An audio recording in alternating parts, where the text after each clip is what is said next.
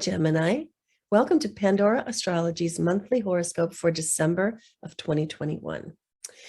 Well, this month, Gemini, you'll find there's a lot of focus on your relationship arenas, bringing up all kinds of stuff there. And if that's true for you and you feel like you have questions about it, you can get those questions answered in a lifelong love reading that you could get with either Julia or me. And there's a link for that in the YouTube description below. Well, Saturn and Uranus have been traveling along. And as they do this year, they've been meeting up in a square. So they've really been stressing each other out.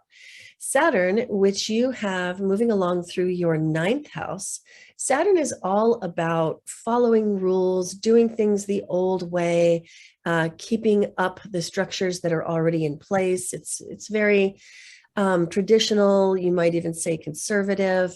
It shows us where there's hard work for us to do, stuff that's inherently not easy.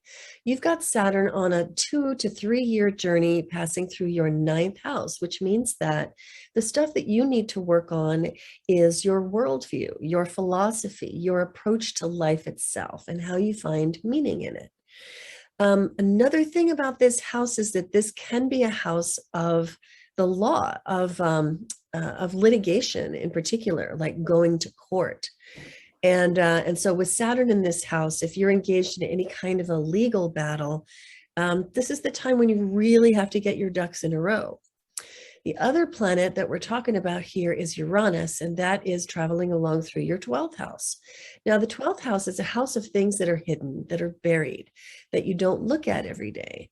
It's also a house of dreams and imaginings. It's a house for artists. Uranus brings the unexpected. Uranus is the rebel and revolutionary and likes to, bring up things that, will introduce a very new and possibly wild idea.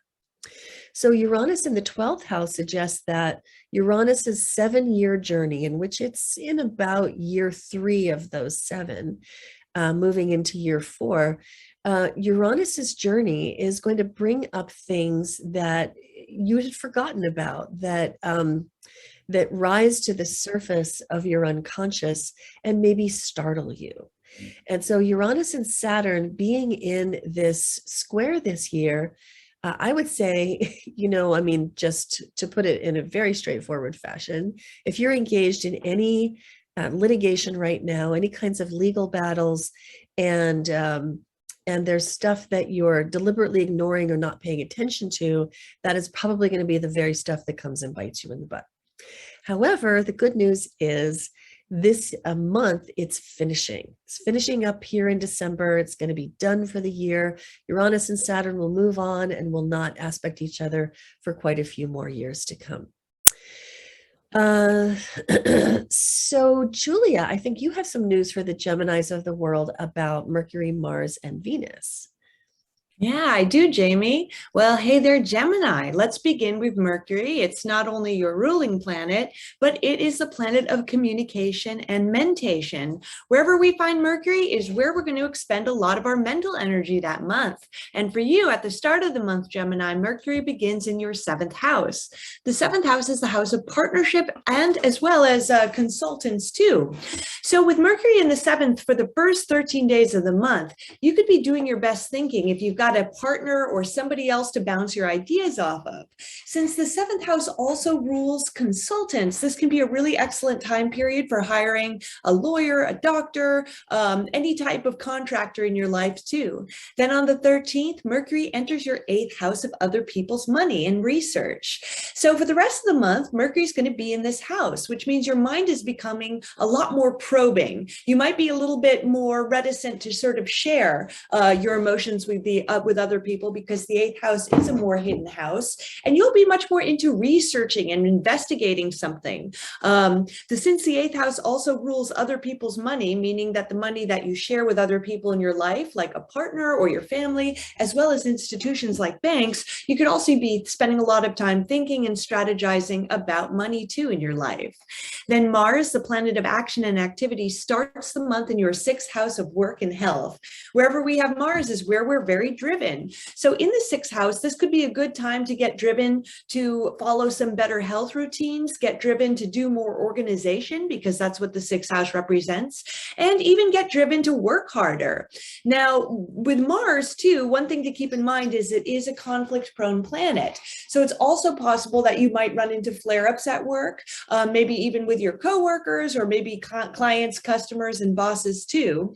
And since the sixth house does rule health, if you do have any chronic conditions like IBS or migraines, they also might be acting up a little bit more now. Then on December 13th, Mars enters your seventh house. And when Mars comes into this house, after Mercury leaves it, this will not be a good time to hire a consultant. So after the 13th this month. So when Mars comes into the seventh house, remember that's the house of partnership as well as consultants. You know, if you hire a consultant at this time, you might want a second opinion. You might want to go back on what you had thought, or you might not get along with them so well. The seventh house also rules your romantic relationship too. So this can be a time of sort of increased conflict with your partner as well. Maybe you guys aren't seeing eye to eye on the same issue. Then Venus, the planet of art, beauty, and relationships, begins the month in your eighth house.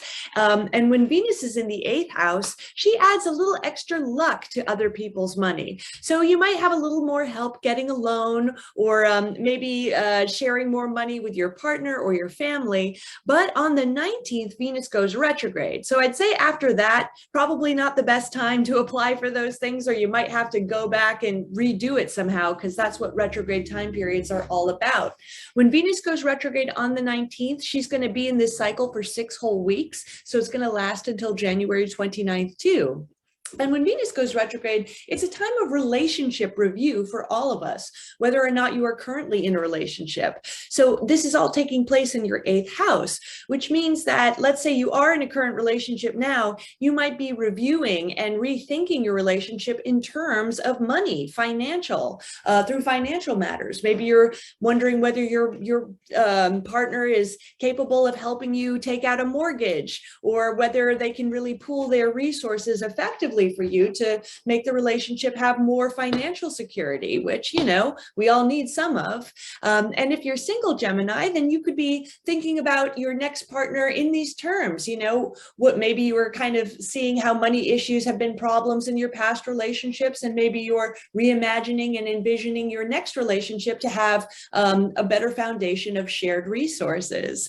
And for everyone during this whole retrograde cycle, it's a time where your exes might be coming out of the woodwork. You know, you could run into somebody randomly on the street, or maybe they send you a text or a phone call. So be ready for that, Gemini. Well, the 2 moons going on this month are based on an 18-month nodal period of the South Node traveling through Sagittarius, the North Node traveling through Gemini, and this is almost over. And there's been a lot of challenges for people going on in the realm of facts and data versus opinions and beliefs. And when the moons line up with these nodes, that creates eclipses, and eclipses happen in bunches about every 6 months. And so that's when these issues around facts versus opinions and data versus beliefs can really become very emotional and get very stirred up. So on December 3rd, we have the second in a little batch of eclipses that are happening here at the end of the year. This one is a solar eclipse and new moon in Sagittarius. And here you see both the sun and the moon are together in Sagittarius, which is your 7th house. So, this drama that's been playing out about communicating and some arguments as well around, what do I believe? What do you believe? Can I persuade you of what I believe? Can you persuade me of what you believe? Who's listening to who? Is there any open-mindedness and tolerance going on in this conversation? That whole thing is going to play out in your relationship during this eclipse. Now, we're calling this eclipse heel breaches by how you act on your beliefs. And we're calling it that because an eclipse shows you your shadow, and a solar eclipse does that through the actions that you take. So it's really important to pay attention to the actions that you feel moved to take, especially in your relationship during this eclipse right around December 3rd, and to just make sure that you are behaving consciously, not unconsciously driven by your own shadow material. You can find out a lot more about that eclipse in our December 2021 news playlist on our YouTube channel, Pandora Astrology. The second moon I want to tell you about is coming up on the 18th. And this one is a full moon featuring moon in Gemini, your sign right here in your first house, opposite the sun in Sagittarius in the seventh house. So the relationship themes continue because the sun is here in your seventh house, and because full moons tend to have relationship themes anyway. With the moon being in your first house, you might find that you're feeling a lot of emotions surging to the surface, and you're trying to articulate them, and the emotions might be wrapped up with the data, and then communicating through all of that can be difficult during a moon like this. We're calling this one Broadened Minds Gain Bigger Hearts. And the reason we call it that is because the eclipse earlier in the month is very complex. It involves several other planets that are wrapped up with it. This one has just one other planet wrapped up with it, and that planet's connections are harmonious. It's Jupiter, which trines that moon and sextiles the sun, and thus forms a mediator. So here's the upshot. If there were any difficult conversations that you tried to have during the eclipse and they went awry, this full moon gives you a do-over. It gives you a chance to go back to that conversation and have it with a more open heart and a readiness to broaden your mind by being inclusive of the other person's opinion, whether you agree with it or not. So then the last thing I want to tell you about is the seasonal change. And I want you to notice that at the beginning of the month, there's a lot of emphasis here in your seventh house of relationships. So that's really where your attention is. That's where the action is happening in the beginning of the month, especially the first 2/3 of the month, while the sun is traveling through Sagittarius. And the sun is like, it symbolizes attention, because the sun gives forth sunlight, which helps things to grow on earth. Similarly, your attention, your good high quality attention, when you put it on things, can cultivate them and help them to grow and expand. During the first part of the month, the best place to put your high quality attention is in your relationships. And then during the seasonal shift, which happens at the solstice, the winter solstice, the sun moves into Capricorn, and notice that the emphasis shifts to your eighth house, which is, as Julia was saying, the domain of other people's money. It's a domain of intimacy and connectedness. It's a domain of sharing. And so here's where you get to take that high quality attention and bring it into a more intimate realm and shine a flashlight around in some of the darker corners of your relationship to figure out how can there be more genuine intimacy in it. All right, well, that's what we have for you today, Gemini. Hope you enjoyed it. You will always find your horoscope on our website, pandoraastrology.com, in the horoscopes tab. And if Gemini is your sun sign, definitely find the rising sign horoscope, find out your rising sign and look at the horoscope for that, because it will work better for you.